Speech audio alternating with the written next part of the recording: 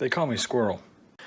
What's going on, Squirrel Squad? It is your boy, the Squirrel. I'm back, and tonight I am recording 10 American words that completely confuse Brits. Now, the reason why I'm doing this is because after I did the 10 unique insults unique to the UK that I put out on Monday, it was from Eat, Sleep, Dream English.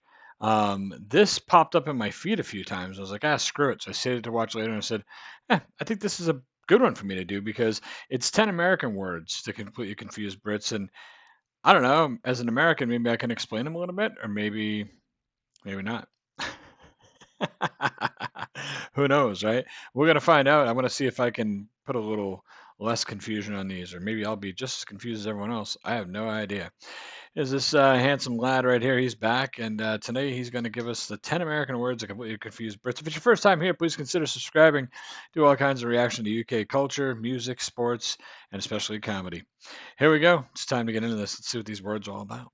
There are some American words that Brits just do not understand. It's like a different language. So today we're going to look at 10 of the most confusing American words.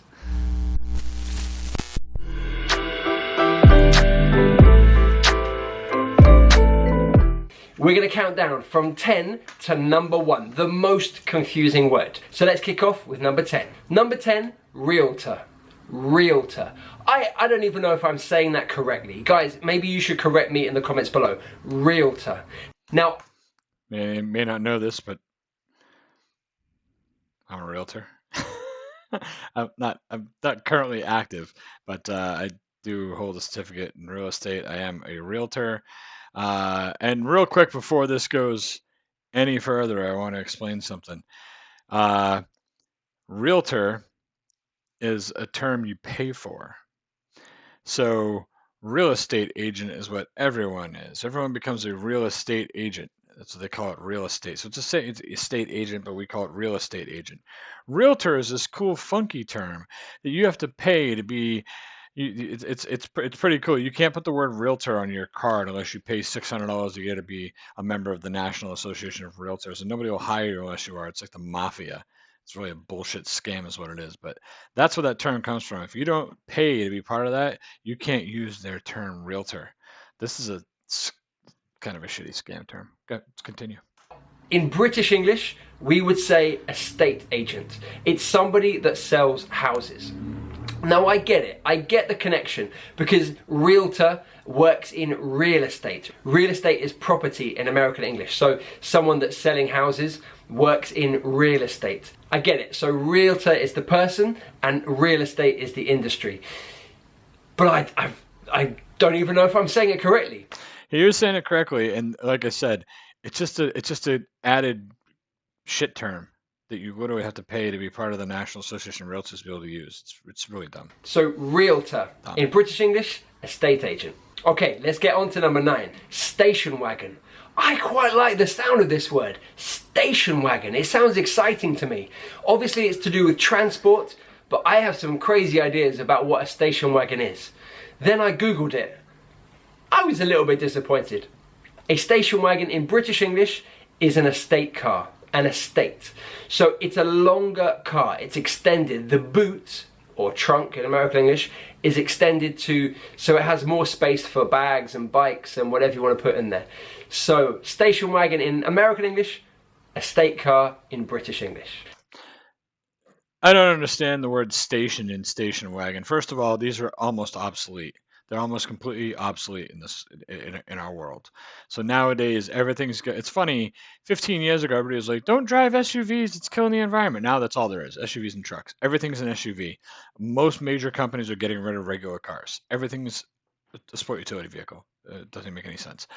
Anyway, these station wagons, yeah, they had so it was like, if you imagine a regular car, it comes across, it goes up over the roof and back down the back window and over the trunk or the boot. And a station wagon comes across the hood and goes up over the roof, and then it just goes all the way to the back and goes straight down. So it's higher in the back. So yes, he's right. You can put more stuff in it. Also, when we were younger, you could put more people back there if you wanted to. But yeah, they're kind of odd shaped cars. I mean, I don't know. for the sake of me looking like an idiot, I'm going to draw you a picture. This is a regular car. It kind of looks like a Flintstones car. So I'm just going boxy. It's okay. There's a regular car. Okay. This is a station wagon. But it's not as big as an SUV. It's only as tall as a regular car, the roof. So it just kind of looks. This is horrible.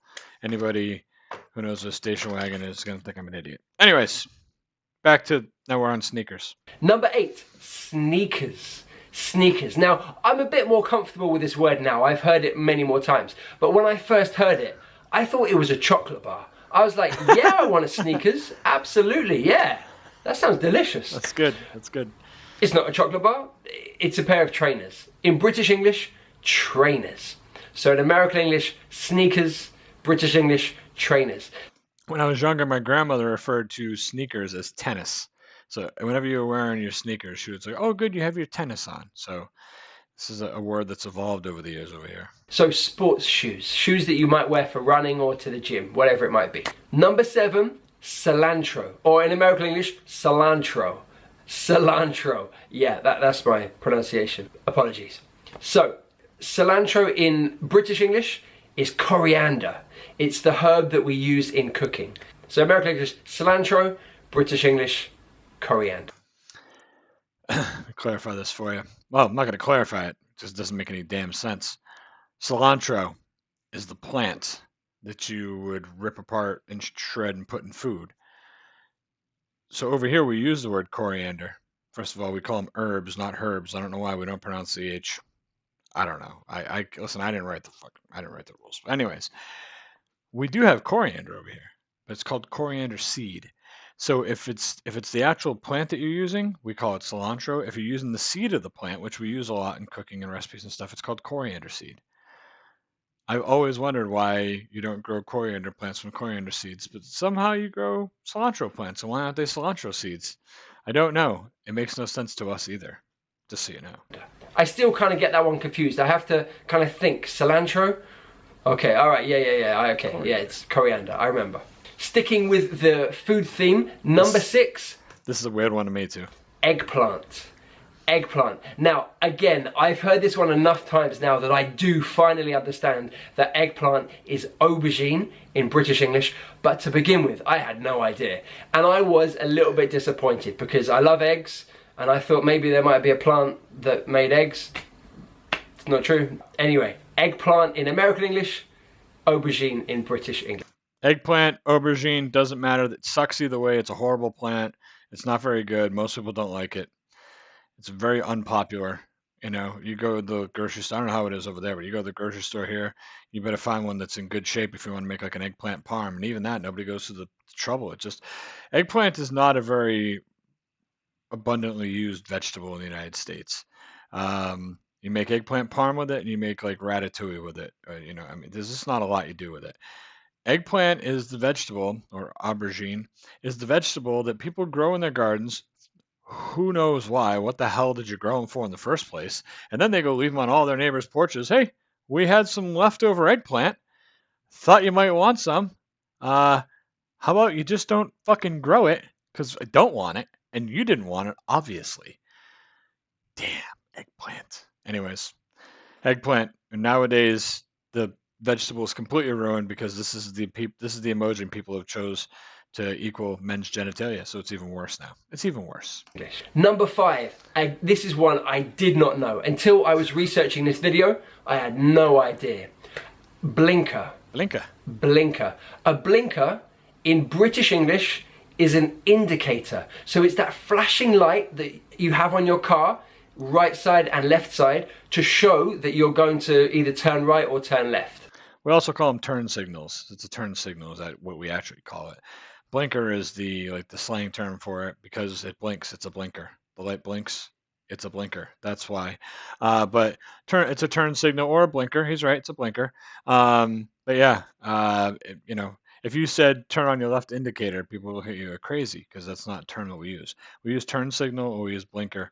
Where I'm from, so I'm from the northeast of the United States. I'm up in a state called Massachusetts, and we're known for having like a weird accent. It's even worse when you get out to Boston. I mean, even people in Western Mass can't even understand people in Boston. But up here, it's a blinker, We don't do well with R's, so it's a blinka or an indicator. um, they put signs whether this is use your blinka, BLINKAH. As a joke, they'll put them out there, but they mean it. Like if you're turning lanes, use your blinker. If you're signaling. But yeah, I'll tell you another one. See who's watching along this far in the video. Water fountain. He may get to this. I'll wait. See if he gets to it. So in British English, we would say an indicator, because you are indicating where you want to go. You are showing where you want to go. In American English, a blinker. Blinker. So is it, I don't know, your right blinker and your left blinker? Guys, tell me in the comments below. I don't know. Tell me how to use this word, because I've never heard it before. So do you turn on your blinkers? Yes. Don't know. If you put them both on at the same time, they're called flashers. So when you put on the hazard lights, like say you pulled over on the side of the road, call those flashers. I don't know why, because they're both blinking. Should be dual blinkers. But yeah, left blinker, right blinker. You got it, buddy. This guy, he gets it. I don't know. But anyway, in British English, indicator. All right, number 4. And I have never heard this phrase before. Chutes and ladders.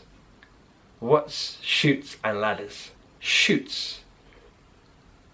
Again, I had to Google this one. Okay, Chutes and Ladders is a famous game that in British English we would say snakes and ladders. It's that board game where you go up the ladders and then you go down the snakes. But in American English, you go up the ladders but down the chutes. I kind of get it, because like a rubbish chute is like a tube that you throw rubbish down and it kind of goes down into the basement or wherever the bin might be. So I guess I understand why it's a chute. That makes sense, kind of going down. It's okay. In fact, you know what? It makes more sense than a snake. But I prefer the snake. Anyway, chutes and ladders in American English, snakes and ladders in British English. All right, so I got a problem with both of these, all right? First of all, I'm not sliding down a damn snake. So I agree with him. The snakes and ladders is just kind of silly. I know it's what everyone grew up with over in the UK, so to you it doesn't, it's kind of like it's just what it is. I grew up with chutes and ladders, and to me that's just what it is. But that doesn't make sense either, because a chute typically is a tube. That's a chute usually that you would throw something down. And if you play this game, it's clearly a slide. Just a slide like you'd have at a park. You climb up the stairs, you get to the top, you slide down. We call that a slide. I'd imagine you call it a slide too. I don't know. It really should be called slides and ladders, because that's what you're doing. You're going up the ladders in a certain part. And if you hit the wrong thing, you slide down the slide. You don't shoot down the chute. That doesn't make sense. I've never questioned this before until this just came up, and now it's stupid. It doesn't even make sense. Chutes? Nobody calls a slide a chute, and that they're clearly slides on the board. We also don't slide on snakes. What's up with that? English. All right, number 3. I didn't know this word until about a month ago, and even now I don't know how to spell it. I was like in Google, I was typing all the different variations I could. Finally, I found the correct spelling. Faucet. The pronunciation, I'm not quite sure, but faucet, or faucet. It's almost like it would be FO-SET, faucet, or FAWSET, faucet. That's how we say it, faucet. But he got it pretty much. I mean, he's got it. But yeah, faucet. And it's weird because like if you turn it on, like you're gonna wash your hands, like turn the faucet on first, and then soap your hands up. It's a faucet, right? The faucet's the neck. We say turn the faucet on, but we're really turning on the knobs. We're turning on the hot and cold water on the sides or on the hand, whatever. The faucet is the device the water comes out of. But if we're getting a drink, we'll say we're gonna get water out of the tap. Or faucet. It's definitely not that. This guy, it's funny. Turn off the faucet. Yeah. It's not that, I know. Okay, so a faucet, I'm going to say faucet because that's how I say it, is a tap. A tap. So in British English we say tap. In American English they say faucet. Sorry, faucet. It's faucet. I mean, totally different word. I've never ever had to use that word. I've never seen it written. I've barely ever heard anyone say it. Do Americans say it? I don't know. We do. You guys tell me. But yeah, if you're ever in America and you want to use the tap, you can say, excuse me, where is the faucet? Faucet. Number 2, we're getting close. We're counting down to number 1. Number 2, sophomore. Sophomore. I had no idea what this word meant until I heard it used about a basketball player. So sophomore, I think, is someone in their second year of college or their second year of high school? I think. I don't know. I'm going to check this. Hang on. I'm going to double check this. Yeah. Sophomore, second year, first year is freshman, sophomore, junior, senior. There's a name for each one of them. We don't say first year, second year, third year, fourth year. I don't know why, but I mean, I see. To me, it's just like that's how I learned it. You know, it makes sense though that he'd be confused if you guys say first year, second year, third year, fourth year, but we say freshman, sophomore, junior, senior. I don't know why. Yes. Okay, I was right. It is. So someone in their second year of college or high school. Yeah. British English, we don't have a word for that. I don't know. I don't know what that is. You're in your second year. That's what we'd say. There you go. Certainly in university, you'd say I'm in my second year, or I'm a second year student, maybe. In fairness, this is more used in high school than college. It is used in college, but more used in high school than in college. You're a sophomore, you're a junior, you're a freshman, you're a senior. In college, it's still used, but not as much. But we don't really have a word for that. Obviously, I have taught the word freshman before. Freshman is the first year of college or high school in America. In British English, it's a fresher. So first year of university, you are a fresher. All right, are you ready for number one? Because this one is I suppose nowadays it'd be socially acceptable, it'd be fresh person. Crazy. Number one, the most confusing American word, bangs. What? What are bangs? What on earth are bangs? Well, what's a fringe? I had to find out. I had to research it. I had to Google it. And I found out what bangs are. In British English, we would say a fringe. A fringe. It's when you have hair down here like this. I was so confused about how you use it because in British English, we would say a fringe. So she has a fringe. But in American English, there's no there's no article. So she has bangs. Yeah. So there's no article, but it has an S. But it's not countable, it's uncountable. Oh, so confusing. It is confusing. I'll agree with you on this. It is confusing. Fringe equally is confusing for me. I don't understand why it would be called a fringe. But bangs, you can count it. It's the hairs in the front. It's not just if they're cut to a certain style. Your front hair is what people refer to as your bangs. So, but yeah, I can understand why it's confusing. But yes, it's just the front line of hair is the bangs. That's what the bangs are. But I don't understand why we call it that either, buddy. But I don't understand why you call it fringe. So at the same time, just as confusing to us. So, I love your bangs means I love your fringe. Okay, all right. So if I went to the hairdresser, I would say in British English, can I get a fringe, please? Can I get a fringe? But in American English, what would you say? Can I get bangs? I guess, right? Can I have bangs? You don't go in and say, can I have bangs? Can I get bangs? Usually you go in and say, I want it, you tell them, I want it cut to about here in the front, whatever, or they'll say to you, what do you want to do with your bangs? That's like I said, the front of the hair is the bangs. So they'll say, what do you want to do? And the more I say it to try to explain it to you, the more dumb it sounds to me. So I totally understand where this guy's coming from. I don't know. So confused. When I first heard that, I was like, that's crazy. Because bang, like, to bang a drum, you bang a drum, you make a noise. Or I heard a bang, it's like a loud sound. But bangs, it's a type of hairstyle. Whoa. All right, so that's the end of the video. We went through the 10. A couple of them that I thought of while we were there. I was talking about earlier about a water fountain, like a drinking fountain. You press the button, like they're kind of obsolete nowadays after COVID. Everybody was afraid to drink out of one. I don't even know, but whatever. But water fountains, you push the button on the side and the little stream of water comes out and you suck on the water out of the mid-air stream like we used to drink out of a garden hose. Same deal, right? In certain areas of the United States, people refer to that as a bubbler. A bubbler, I guess, because the water comes bubbling out of it. I don't know. In where I'm from, again, we don't do the R's so well. It's a bubbler. So it's even confusing to people in our own country. When I moved to Florida, I remember when I got down to Florida, I was at the mall one day with some friends, and they had a drinking fountain there. And I was like, we were walking. I was like, hold on a second, I'm gonna hit the bubbler. And I walking over to hit it. And I can walk back over, and they're like, what the hell are you talking about? What was that word you used? I said a bubbler. I go, a bubbler. Sorry, bubbler. I don't use Massachusetts. We don't do the R so well. I say bubbler, but it's bubbler. And they're like, Yeah, I still don't know what the hell that is. And I was like, it's a drinking fountain. They're like, why don't you call it a drinking fountain? I go, because where I'm from, we call it a bubbler. You know. Well, another one that I had run into a while back when I was earlier on this channel, I remember windscreen. So we call that the windshield. It shields us from the wind. It's a windshield. And then when I heard windscreen, I was like, that doesn't make sense. And then somebody pointed out to me that like we call a television screen a television screen, because I was like, a screen has holes in it, and but no, it makes sense when you think of it that way. I call the windshield the windscreen now, and the kid's like, Dad, it's the windshield. I'm like, well, when you watch TV, is that the television shield? And they're like, that's different. But that's a different one for us too. Windshield instead of windscreen, and bubbler instead of water fountain.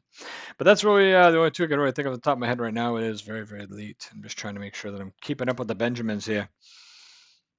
I didn't catch it. I usually don't. I'm gonna get out of here. Tell me which side of the video. I kind of like this guy. He's putting together some good quality content. I enjoy that, and it kind of gives me some things to banter around about. I saw something pop up halfway through the video, another video that looked interesting, so we'll see. But for now, I wanted to check this out. It kept popping up because I did that video Sunday. I was like, that's it. I'm gonna just do this now. So it's now, and I've done it. And I hope you enjoyed it. I'll catch you soon. You guys be good, all right? Scroll out.